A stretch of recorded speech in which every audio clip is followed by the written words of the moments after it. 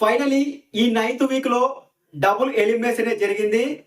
రాము Rathod self eliminate అయితే Srinivasa Sai voting ప్రకారం eliminate అయ్యాడు. ఎలిమినేషన్ ఫైనల్ రౌండ్ లో శ్రీనివాస సాయి, భరణి గారు ఉన్నారు. తనుజ దగ్గర ఏదైతే పవర్ ఉందో ఎలిమినేషన్ నుండి సేఫ్ చేసే పవర్, ఆ పవర్ ను తనుజ ఈ వారం కూడా వాడలేదు. ఓటింగ్ ప్రకారమే శ్రీనివాస సాయి ఎలిమినేట్ అయ్యాడు.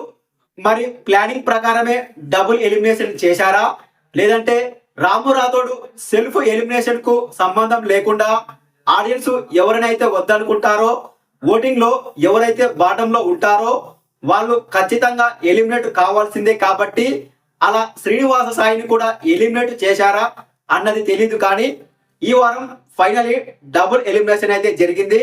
రాము రాథోడ్ సెల్ఫ్ ఎలిమినేట్ అయ్యాడు. ఓటింగ్ ప్రకారం శ్రీనివాస సాయి ఎలిమినేట్ అయ్యాడు.